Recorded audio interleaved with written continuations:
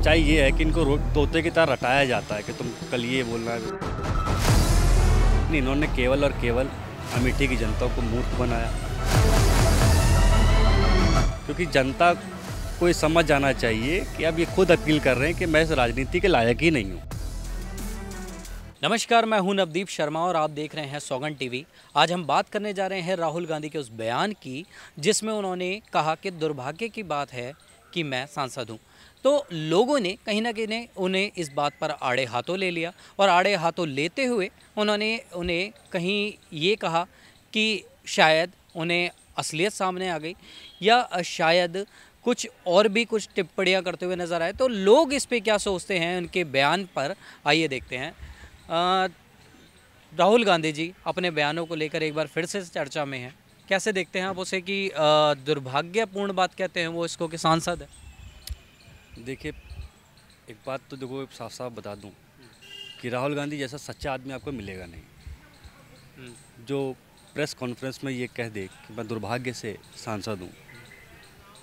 ये उन्हीं के नाती है जिनके नाना ये कहते थे। आपको याद होगा जवाहरलाल नेहरू जी ने कहा था कि मैं दुर्भाग्य से हिंदू हूँ। तो इनका तो जो वंशावली है वो सब दुर्भाग्य से ही बनते चले आ रहे हैं, और इनके संपर्क में भी जो है वो एक्सीडेंटल प्राइम मिनिस्टर हो जाता है। दरअसल सच्चाई ये है कि इनको तोते की तरह रटाया जाता है कि तुमको कल ये बोलना है, तुमको कल ये बोलना है। लेकिन मैंने सुना है कुछ सूंघ के ये चलते हैं, तो शायद ज़बान फिसल गई होगी, सच निकल गया ज़बान से। और सच्चाई तो अभी बहुत आप बताएंगे ये समय आने पर, क्योंकि मैं अमेठी का रहने वाला हूँ और इनका कार्यकाल मैंने देखा है कि एक वो समय था 2014 से पहले कि जब 6-7 बजे के बाद वहाँ पर आपको साधन नहीं मिलता था। हम जिस रिश्तेदार के यहाँ जाया करते थे तो उसी के रुक जाया करते थे। इनकी माता जी वहाँ से चुनाव लड़ी, इनका मतलब इनकी पारिवारिक सीट रही। और ये गांधी परिवार देश के सुपरस्टार पॉलिटिकल लीडर्स में आता है, और इन्होंने अमेठी के लिए कुछ नहीं किया। जबकि ये चाहते तो वहाँ पर बड़ी बड़ी इंडस्ट्रीज़, बड़े बड़े स्कूल्स, कॉलेजेस कब के बन सकते थे। लेकिन इन्होंने केवल और केवल अमेठी की जनता को मूर्ख बनाया।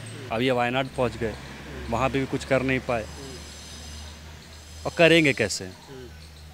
इनका ध्यान तो नानी के यहाँ रहता है, इनको छुट्टियाँ मनाने भी जाना होता है। इनको हमारे देश के दुश्मन हैं उनसे गुपचुप बातें करना होता है। इनको कभी चाइना से बात करना है तो कभी पाकिस्तान से खबर लेकर के आना है।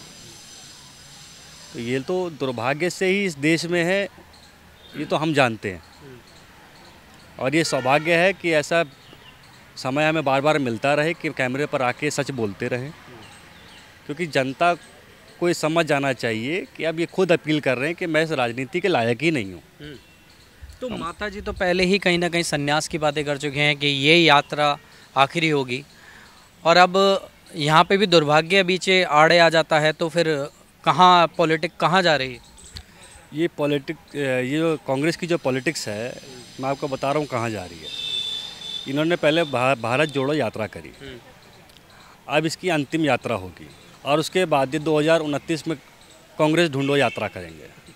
पूरे देश भर में कांग्रेस ढूंढने के लिए अपने सांसदों को, अपने छोटे मोटे गिने चुने बच्चे कुछ कार्यकर्ताओं को। और गजब की बात तो मैं ये आपकी जो क्वेश्चन था उसमें मैं आपको याद दिलाऊं, एक बार आप ध्यान देंगे कि जब इन्होंने बोला कि मैं देश का जो है दुर्भाग्य से सांसद हूं, तो इनके चाहने वाले जो खुद रट्टू तोते हैं वो लोग तालियां बजा देते हैं।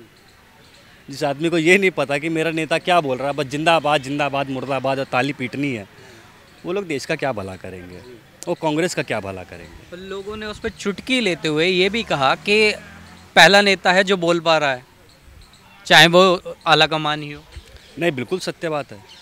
मैं तो अभी जब आपने मेरे से पूछा तो मैं तभी कहा कि ऐसा सच्चा नेता देश को कभी मिलेगा ही नहीं, जो ये खुद मानता है कि मैं दुर्भाग्य से सांसद हूँ और अगली बार मुझे मत बनाना। ये इसका आगे कथन होना था, तो जिसको जयराम रमेश ने टोक दिया कि ये मजाक बना देंगे, तो इससे सच्चा नेता नहीं मिलेगा। और ये समझ जाइए, देश के लिए एक संदेश दिया है उन्होंने गुप्त रूप से कि अभी तो आपने जहाँ थोड़ा मोड़ा हमें दे दिया, अगली बार वो भी मत देना, क्योंकि हम इस देश के लायक ही नहीं है, हम दुर्भाग्य से बनते चले आए।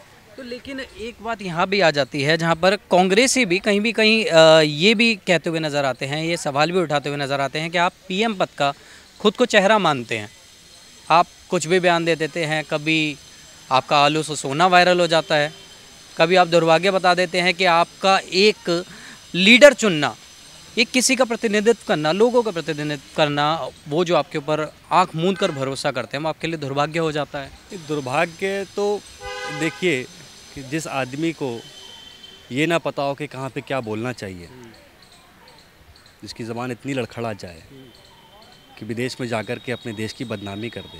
हम लोग बचपन से थे, अगर आप मेरे मित्र हैं, आज मेरा आपसे झगड़ा हो जाएगा तो मैं 4 जगह जाके गाऊंगा नहीं, क्योंकि कभी हम लोगों ने साथ में बैठ के खाना भी खाया है।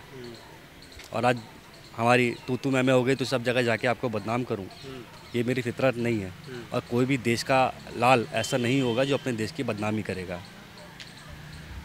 तो जैसा कि आपने सुना कि कहीं ना कहीं लोगों का साफ तौर पर कहना है कि ये जो बयानबाजी है इस पे अब अंकुश लगाने का समय आ गया है, क्योंकि आप अंकुश नहीं लगाएंगे और ज़ुबान ऐसी फिसलेगी तो शायद सीट भी हाथों से फिसल जाएगी, और सीट हाथों से फिसलती है तो जो अभी आप चुनिंदा सीटों पर रह गए हैं शायद वो भी नहीं बचेंगी, और आपको जो यात्राएं हैं उनके अंदर कांग्रेस ढूंढो यात्रा करनी पड़ जाएगी। ये भी लोगों का साफ तौर पर कहना है। आपकी क्या है इस पर राय, हमें कमेंट कर ज़रूर बताएं। कैमरामैन अनिकेत के साथ नवदीप शर्मा की रिपोर्ट, दिल्ली। आप देख रहे हैं सौगंध टीवी, सौगंध वतन की।